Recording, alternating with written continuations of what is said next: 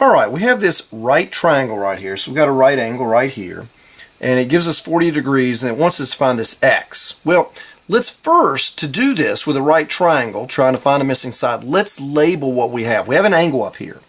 So across from it, we call that the opposite side. The side that it's sitting on right here, the two that help form it, this is going to be the adjacent because the 40 is closest to that. So the two where the right angle is formed are going to be your adjacent and opposite. Adjacent is going to be the side that's right beside that degree measurement that's given, and the opposite side will be the guy that's on the opposite away from it. Now right here, this guy, that's got to be your hypotenuse, because across from the 90 degrees, the hypotenuse doesn't ever change. It's always across from where the 90-degree angle is. But the adjacent and opposite are always dependent upon where the angle is. If this angle had been over here, this would have been our adjacent side, and that would have been our opposite side.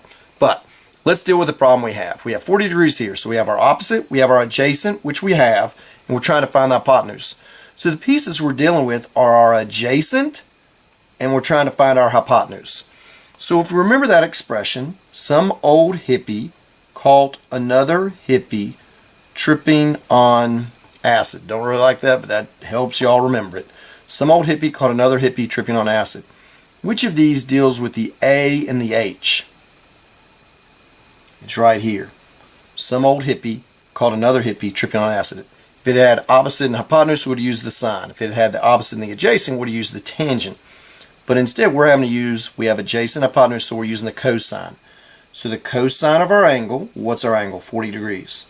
So we say the cosine of 40 degrees put over 1 is equal to, now according to what we have to do adjacent divided by hypotenuse. You can't change that.